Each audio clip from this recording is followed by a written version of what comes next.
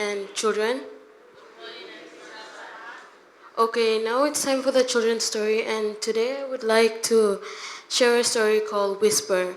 God wants our attention. Did you know that in the Bible there's two books called First Kings and Second Kings? Today our story comes from First Kings chapter 19. Even though the book is called Kings, today our story isn't about a king. It is about a man named Elijah. Elijah loved God very much, and God also loved Elijah.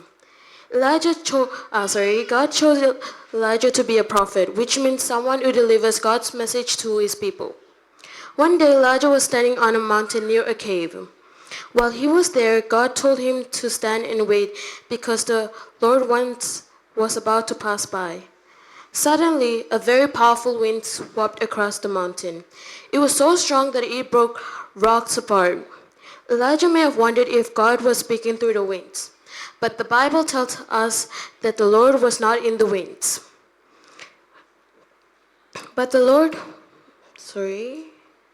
Once again, after the wind came a great earthquake. The whole mountain began to shake, and everything around Elijah trembled. Once again, Elijah may have thought that God was in the earthquake, but the Lord was not in the earthquake. Then a great fire. It was powerful and impressive, but the Lord was not in the fire either. Finally, after the wind, the earthquake, and the fire, everything became quiet. In the midst of the silence, Elijah heard a gentle whisper, a still, small voice.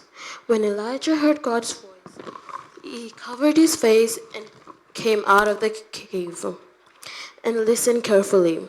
God gave Elijah instructions and reminded him that he was with him.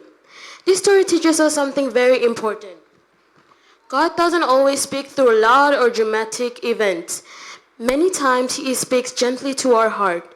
But to hear him, we need to slow down and be quiet and listen. Think about it. When someone loves you, they don't always need to shout to get your attention. Sometimes the most important words are spoken softly. In the same way, God wants a close relationship with each one of us. He wants to spend time with him in prayer, reading the Bible, and quietly listening for his guidance. So this week, I want to encourage all of you to quietly spend time with God in prayer or reading the Bible. And thank you. This is the end of our children's story.